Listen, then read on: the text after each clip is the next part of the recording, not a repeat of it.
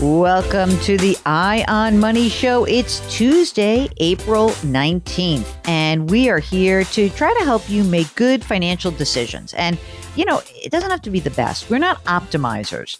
I think that that's a funny thing, Mark. I have a big reaction to a lot of these broadcasts who are saying, you know, you've got to maximize your money. You've got to do. Like, I don't really feel that that's like a normal way to approach life. Like, we're going to make good decisions that work for your life and for your money. So here we are. It's the middle of April.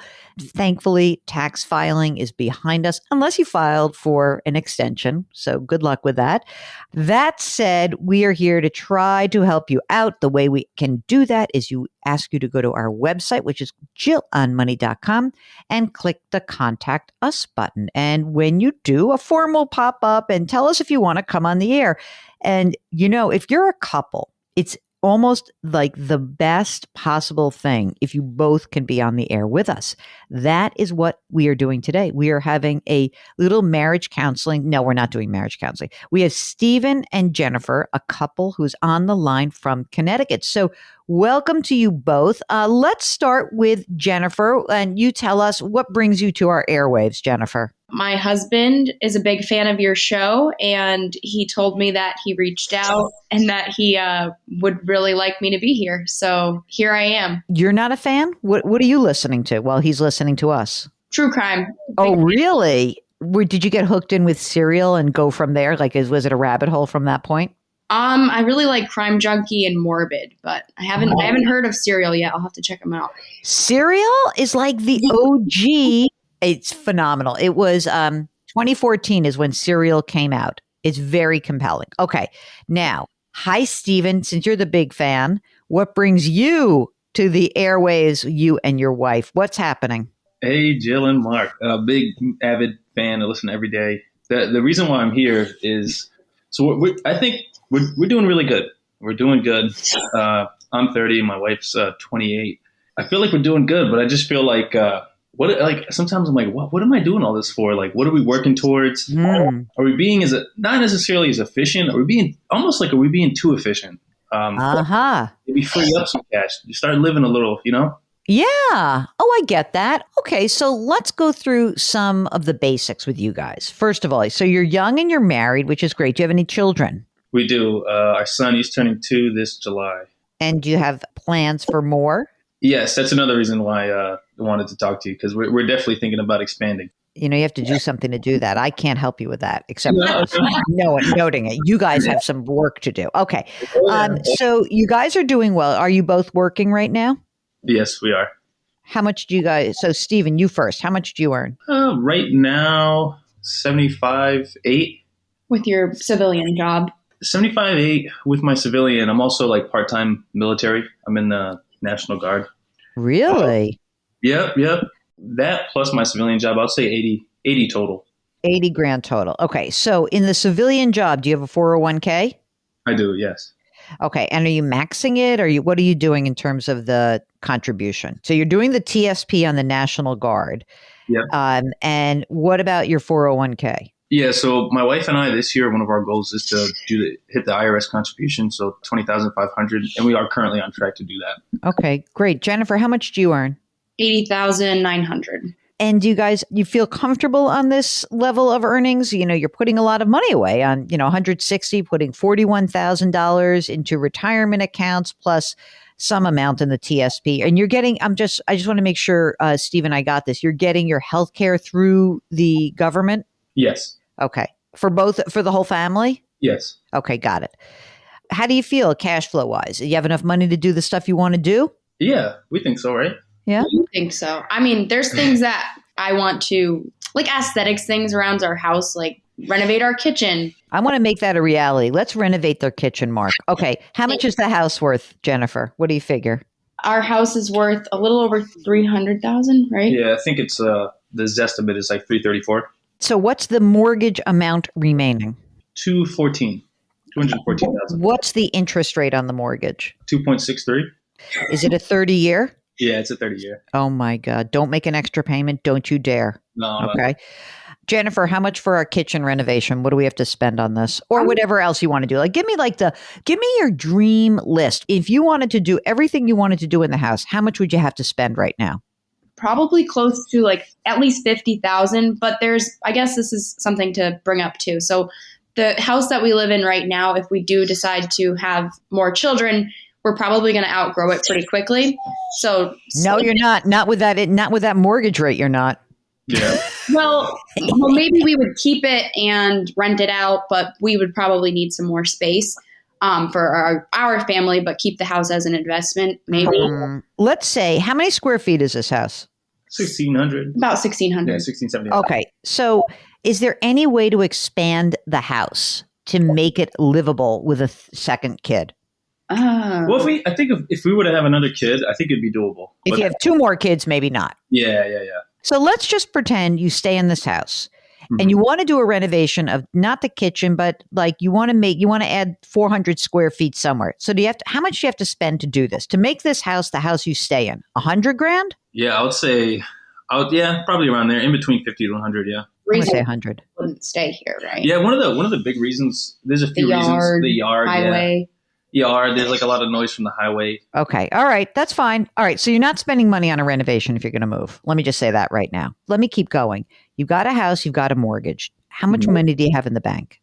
Liquid cash that we could grab on at any time. Around 90,000. Great. Fabulous. That includes 60, but out of that 90, there's like 65 in brokerage accounts, which I do consider like almost liquid. But they're invested right now? They are invested, yeah. All right. So if I just say bank accounts, 35? 25.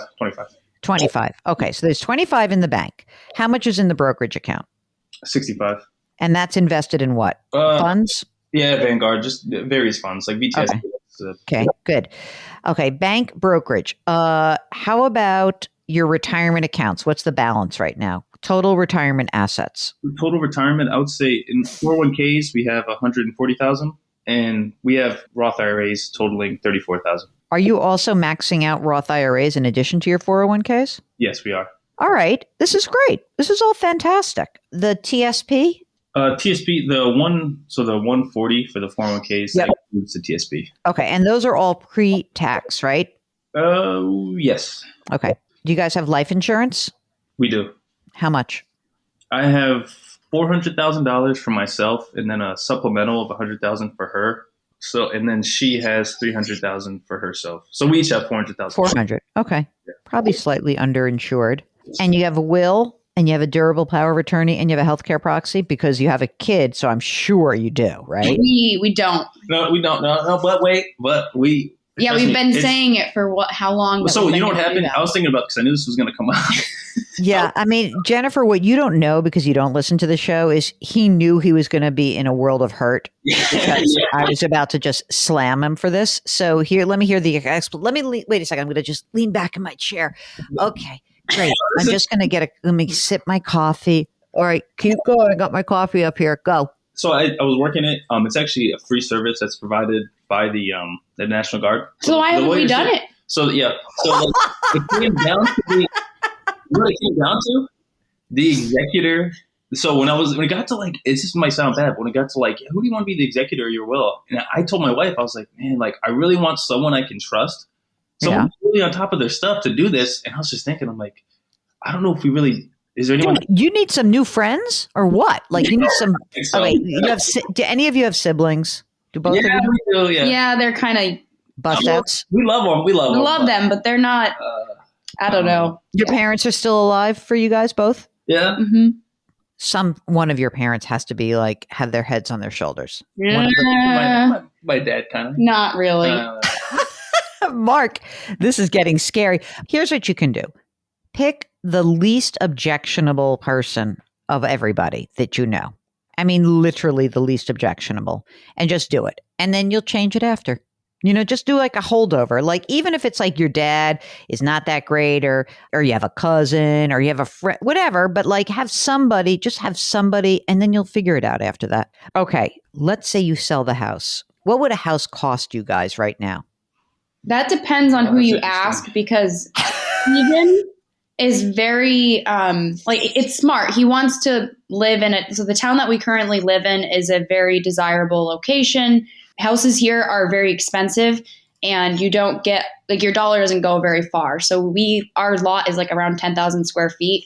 So if we were to move in a less desirable town, we could possibly get a bigger house, a bigger yard for a price that we could, comfortably afford. But if we want to stay in this town, we're looking at like spending a lot of money. Yeah, just to get a flat backyard here, a decent backyard here is like, it's tough. The zoning and everything's, because there's a lot of demand to like live in this area. Yeah. It's just hard. You got to pay a pretty Okay, let me ask two other questions. Are you planning on sending your son and potential second child to private or public schools, or does that depend on the decision around the house? It depends, but we're definitely leaning public. Okay, so let's say public. So then the whole point about the public thing, which is a total scammeroonie, but it happens, is that you have to pay more to be in the place where you have a decent school system. So if, I wouldn't just move to get more space in a crappy school system. By the way, house values tend to stay higher in these great places because they do have good school systems. So now I want to know, how much do we have to spend for you to be in a decent school system? Maybe not your exact one. That you feel comfortable sending your kids to school in. Give me that number. Say 400 at least. Yeah, at least 400. Let's say 500 because I think you guys are lowballing this. Yeah. Okay, so let's say it's 500. Okay, now here's the issue. Well, you're not going to do it right this second. I know that. But the way that we would finance this, let's just pretend it was today. You would have the equity in your current home, right? The $85,000 of equity, plus you'd take some money out of your brokerage account. So you'd sell what you have in the brokerage account, pay the tax that's due, and then you'd put down this, $100,000. You would then have a $400,000 mortgage, okay? Mark, a $400,000 mortgage, a 30-year fixed rate at 5%. Let's see what those numbers look like. Mm-hmm. You're looking at about $2,150. Okay. What's your current mortgage payment right now? It just went up. I think it's around $1,700. Now, but that includes property taxes and homeowners insurance. Yep. So, and if we are in a $500,000 house in your nice neighborhood, the taxes are going to be about what? Do you have an idea? Probably 15 to 18,000. That's what I would think. Okay, so 1,500, and then homeowners is another few hundred. So, how do you guys feel with a $4,000 a month payment? That's just on housing? Yep. It's disgusting. I'm sorry. Who's the one who wants to stay? Who wants the bigger place and a nice yard in a less good school district? Which one of you? Well, I feel like there's parts of that question that applied to Stephen and there's parts that apply to me. So I'm more comfortable, I guess, because exactly what you said about, if, say, our son or future children go to a school that may not be the best. Like, for example, that's kind of the school that I went to. It definitely wasn't the greatest, but the competition was a lot lower. So I ended up being like 7th in my class. Yeah, baby. Jennifer the superstar. Which isn't great, but I mean, it's not bad. What do you mean? That's great. And so then you go to college and you're fine, right? Yeah, exactly. So if we were to stay in like the town that we're in right now, I know like these kids are just probably groomed from preschool to high school, like to be, Ivy Leaguers. So there's going to be a lot more competition, which don't be throwing shade at the Ivy Leaguers. I'm one of them. I'm totally kidding. I'm totally kidding. So I hear you. Okay. Let's think about this for a second though. Even if you move to a few towns over and we did a more affordable home, right? Instead of 500,000, let's do a $400,000 number. Okay. Mark, now give me a $300,000 mortgage with, at 5%. And let's lower the property taxes, right? Instead of, $1,500 a month, we'll just do like, $1,000 a month. What's $300,000 at 5%, 30-year fixed? 16. All right. So now let's say that you had, instead of $4,000 a month, has $3,000 a month. That seems reasonable. You can afford $3,000 a month. So now we have some answers here. I mean, $4,000 a month is, it's not nothing. It's a big number. This isn't happening immediately, right? So the question really becomes like, if in a year from now, you're thinking about like, okay, we have a kid now, we're pregnant, and then you're really starting to get this going, like now you have some idea in your brain. Now, it may be that interest rates are lower at the time. It may be, right? I'm just trying to give you a framework to consider this. So in my mind, you came on and you're like, we're doing well. You are doing well. If I could wave my magic wand, I would have you stay in the current house and figure out how it works. But it doesn't sound like that's actually a possibility, given if you have a second child, and maybe you don't even want to do that anyway. So if you're going to move, what is the game plan? I think that both Mark and I would recommend that you really start to put some more money into the non-retirement savings, just so you have some money available to make this move. Mark, should they stay invested in the brokerage account or not? I mean, I don't really know how to think about the move right now, whether they should be like pulling the trigger today or waiting, or what's your recommendation, Mark? I think once you get to within like a year and a half window, I would probably start pulling that money out of the brokerage account and making sure it's safe. That way it's there when you actually need it. And I think between now and then, the next 3 years, you really need to start stockpiling some cash. So what do you think? What is our time horizon, gang? He's only, so we've talked about, he's only 2. So we're giving ourselves up until when he starts like kindergarten. So we still have roughly 3 years, I think. And you know what's kind of cool? That's a good runway. That's a good runway to have. It really, really, really is.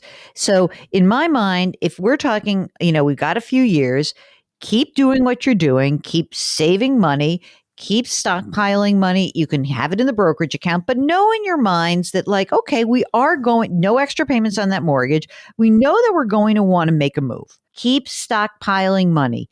Keep stockpiling money. Don't stop living. You're making a lot of money together, okay? You do live in a high tax state. You make a lot of money together, but you need to really be sure that like to make this move, we want to be prepared. And that's what you can do. And then of course, beyond all of this, you do have a child, get that damn estate planning done. Just done. Remember, the least objectionable person is who you're looking for. What about college savings for No, none right now. So wait, we're currently saving what, $400 a month? Yeah. No, not right now. Okay. That has to go into the brokerage account. Okay. Why? Oh, you see? Because you want your big house, fancy pants. Well, so All right, how about this? Do 200 a month. can I ask you a question, Jill, on that? Anything. So right now we're actually looking at new child care centers / preschools because the one that he's in is a little rough around the edges. One point that I brought up to Stephen was we're putting, I think, a considerable amount of money away for his college savings, which may not even happen. But my husband was kind of like a little bit pushing back on looking at like the nicer preschools in our area, or saying like that's like we're already spending about $17,000 a year in daycare. To put him into the private school that I was looking at would be around, I think, $23,000 a year. Oh, yeah. So I said, how come we're willing to spend $400 a month on something in the future that may not even happen, but we're not willing to invest in his education right now? Yep. Okay. Well, it's only a $6,000 difference. The $17,000 can't be that crapo. I mean, how bad is it? It's like, so we've toured a few other centers in the last like couple of weeks. And I'll just say that like the center that we're at now, I don't really even know that they have any standards. I've said to all right, just stop right now. Stop the madness. Ready? I'm making this decision for you. Pay the $23,000. You're out of your minds. Don't worry about the stop putting money in the 529 plans right now. Just stop. How much money's in the plan for the kid? $7,500. All right, just stop right now. Okay, pull back on that. Pay for the nicer daycare. I've made the decision. That is it. Here's my theory on life about all of these things.